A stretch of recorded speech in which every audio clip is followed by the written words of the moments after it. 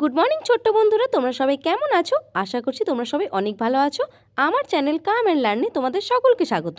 আজকের ক্লাসে আমরা ক্লাস 3 পাতাবাহার থেকে সোনা গল্পের প্রশ্ন উত্তরগুলি আলোচনা করে নেব। এর আগের ভিডিওতে আমি সোনা গল্পের প্রশ্ন উত্তরগুলি আলোচনা করছিলাম। যেহেতু ভিডিওটি খুব লম্বা হয়ে যাচ্ছিল, তাই এটি ভিডিও সেকেন্ড পার্ট করে আমি বাকি প্রশ্ন উত্তরগুলি এই ভিডিওতে আলোচনা করেছি। তোমরা যদি আগের প্রশ্নগুলি দেখতে চাও তাহলে আমার চ্যানেলে গিয়ে দেখে নিতে পারো। আমি কিন্তু এর একটি প্লেলিস্ট বানিয়ে রেখে দিয়েছি। তাহলে চলো আজকের ভিডিও শুরু করা যাক।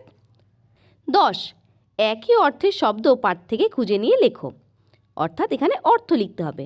অন্যগ্রাম, অন্যগ্রাম মানে হলো ভিনগা। কনক মানে সোনা, তটিনী মানে নদী, কঙ্কন মানে কাকন, নীর মানে জল, আর নির্মল মানে হলো পরিষ্কার। 11 গল্পের ঘটনাক্রম সাজিয়ে লেখো। দেখো এখানে 5টি লাইন লেখা আছে। 1 চোর এসে সোনাকে তুলে নিয়ে চম্পট। 2 সরকারের লোক যন্ত্রপাতি বসিয়ে সোনা খুঁজতে লেগে গেল। 3 সোনারগাঁর লোকেরা কেউ নদীকে নোংরা করে না। 4 নদীমা তোর মেয়ের গায়ে গয়না পরিয়ে দিয়েছেন। 5 সোনা বাবার কোলে ঝাঁপিয়ে পড়ল। এবার দেখো এটি সাজালে সবার প্রথমে হবে নদীমা তোর মেয়ের গায়ে গয়না পরিয়ে দিয়েছিল। তারপর হবে 1 চোর এসে সোনাকে তুলে নিয়ে চম্পট।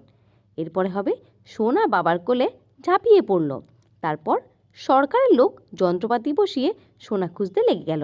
এবং সবার শেষে হবে সোনারগাঁর লোকেরা কেউ নদীকে নোংরা করে না। 12 বিপরীতার্থক শব্দ, অর্থাৎ বিপরীত শব্দ লিখতে হবে। গাঁ, গাঁয়ের বিপরীত হলো শহর। এক, একের বিপরীত হলো অনেক। সামনে, পেছনে, মিথ্যে, সত্য। 13 বর্ণ বিশ্লেষণ করো। এখানে কতকগুলি শব্দ লেখা আছে, এগুলি কিন্তু তোমাদের বর্ণ বিশ্লেষণ করতে হবে। প্রথমে আমি তোমাদের বর্ণ বিশ্লেষণ করার নিয়ম একটু সংক্ষেপে বলে দিই। দেখো আমরা জানি বর্ণ 2 রকমের হয়, স্বরবর্ণ আর ব্যঞ্জনবর্ণ। যখন আমরা বর্ণ বিশ্লেষণ করব তখন স্বরবর্ণগুলি কার অর্থাৎ চিহ্ন হিসেবে ব্যবহৃত হবে এবং ব্যঞ্জন বর্ণের সঙ্গে কিন্তু হসন্তকার যুক্ত হবে। আর যেখানে যেখানে অ থাকবে না কিন্তু অ এর উচ্চারণ আসবে, সেখানে কিন্তু বর্ণ বিশ্লেষণ করার সময় অকে নিয়ে আসতে হবে। যেমন দেখো প্রথমটি লেখা আছে কাঁকন, তাহলে হবে কয় হসন্ত যুক্ত চন্দ্রবিন্দু যুক্ত আকার। এরপর হবে কাঁকন, কন, ক বললে দেখো একটা অ এর মতন উচ্চারণ আসছে, তাহলে হবে কয় হসন্ত যুক্ত অ, অর্থাৎ কয় হসন্ত আর অ যুক্ত করলে ক হয়। এরপরে যুক্ত দিয়ে দন্তনে হসন্ত লিখলেই হয়ে যাবে কাঁকন।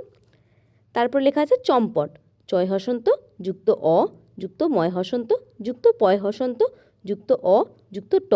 এখানে কিন্তু চম, চ বলার পর কিন্তু অ এর উচ্চারণ আসছে এবং চম্প এটি বলার পরও কিন্তু অ এর উচ্চারণ আসছে, তাই দুবার অ বসেছে। পরিষ্কার, পয় হসন্ত যুক্ত অ যুক্ত রয় হসন্ত যুক্ত হস্যই যুক্ত পেট কাটা মূর্ধন্যস্য হসন্ত যুক্ত কয় হসন্ত যুক্ত আ যুক্ত রয় হসন্ত। যন্ত্রপাতি, অন্তস্থ জয় হসন্ত যুক্ত অ যুক্ত দন্তনী হসন্ত যুক্ত তয় হসন্ত যুক্ত রয় হসন্ত যুক্ত অ যুক্ত পয় হসন্ত যুক্ত আ যুক্ত তয় হসন্ত যুক্ত হস্যই। এরপরে আছে নদীমাতৃকা, দন্তনী হসন্ত যুক্ত অ যুক্ত দয় হসন্ত যুক্ত দীর্ঘই যুক্ত ময় হসন্ত যুক্ত আ যুক্ত তয় হসন্ত যুক্ত রয় হসন্ত যুক্ত কয় হসন্ত যুক্ত আ। হিরণ্যবক্ষা, হয় হসন্ত যুক্ত হস্যই যুক্ত রয় হসন্ত যুক্ত অ যুক্ত মূর্ধন্য হসন্ত যুক্ত অন্তস্থ জয় হসন্ত যুক্ত অ যুক্ত বয় হসন্ত যুক্ত অ যুক্ত কয় হসন্ত যুক্ত পেট কাটা মূর্ধন্য হসন্ত যুক্ত আ। 14 কার্য কারণ সম্পর্ক নির্ণয় করে পাশাপাশি বাক্য লেখো। 14 1 মেয়েকে আঁচল দিয়ে ঢেকে ঢুকে চাষির বউ বাড়ি নিয়ে এলো। উত্তর হবে মেয়েকে আঁচল দিয়ে ঢেকে ঢুকে চাষির বউ বাড়ি নিয়ে এলো কারণ নদীমা মেয়ের সারা গায়ে গয়না পরিয়ে দিয়েছিল। 14 2 মা পাগলের মতো বাজাতে লাগলো ঢং ঢং ঢং।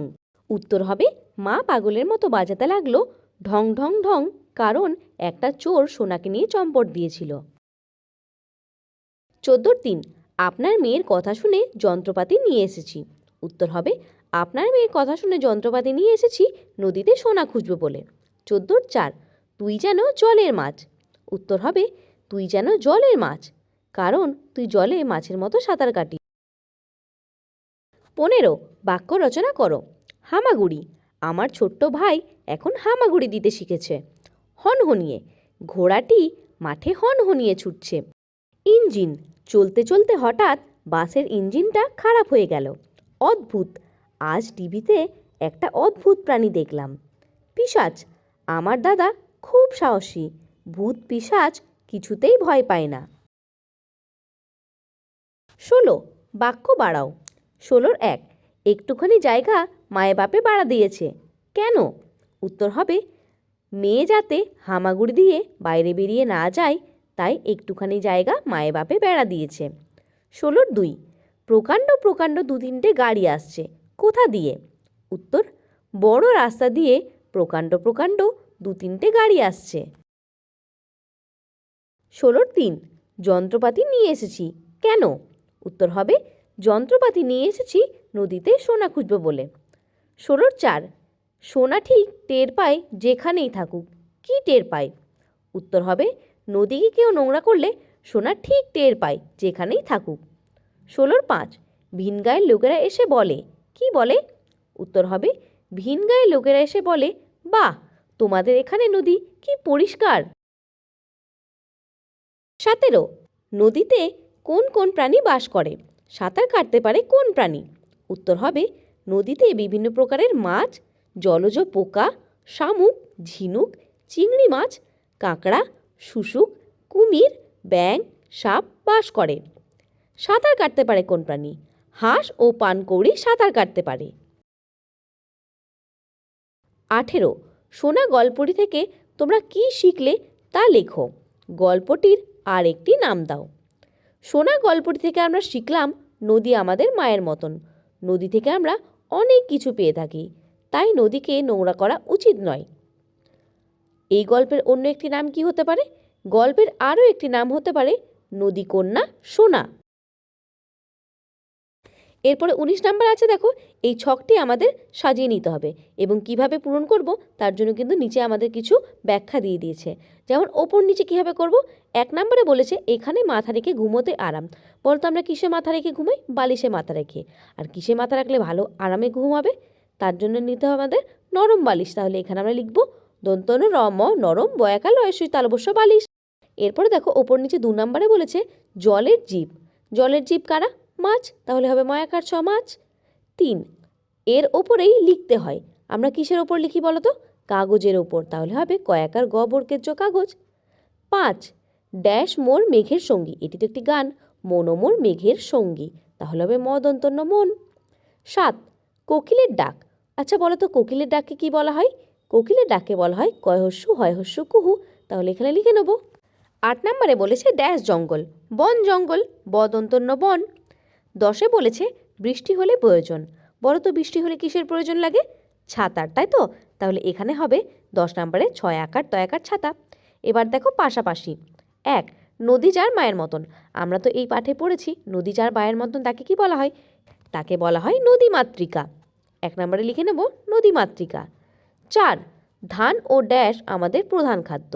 ধান ও গম আমাদের প্রধান খাদ্য। গত লেখায় আছে, তার পাশে আমরা ম লিখে নেব। 6 মামা বাড়ি ভারী ড্যাশ কিল চর নাই। এই কবিতাটি তোমরা ছোটবেলায় সবাই পড়েছো। মামা বাড়ি ভারী মজা কিল চর নাই, তাহলে হবে মজা ম বর্গের জ আকার মজা। 7 মন্দ লোক। মন্দ লোককে বলা হয় কুজন, কয়স্য বর্গের জ দন্তন্য। 8 বলেছে অনেক। অনেককে বলা হয় বহু, ব হয় হস্য বহু। 9 বলেছে শ্রুত ড্যাশ। এইটি হবে শ্রুত লিখন, লয়স্যি খ দন্তন্য। 11 ড্যাশ না জানলে জলে নামা উচিত নয়। সাঁতার না জানলে জলে নামা উচিত নয়। তাহলে আমরা এই গল্পের সমস্ত প্রশ্নের উত্তরগুলি আলোচনা সমাপ্ত করে ফেললাম। তোমরা যদি এই গল্পটির আলোচনা দেখতে চাও তাহলে কিন্তু আমার চ্যানেলে দেখে নিতে পারো। এর অলরেডি কিন্তু আমি ভিডিও আগেই বানিয়ে নিয়েছি। তাহলে আশা করছি আজকে এই ভিডিওর মাধ্যমে তোমাদের অনেক সাহায্য করতে পেরেছি। যদি ভিডিওটি ভালো লেগে থাকে ভিডিওটিকে একটি লাইক করো এবং আমার চ্যানেলটিকে সাবস্ক্রাইব করে দিও। তাহলে দেখা হবে পরের ভিডিওতে। ততক্ষণ তোমরা সবাই খুব ভালো থেকো।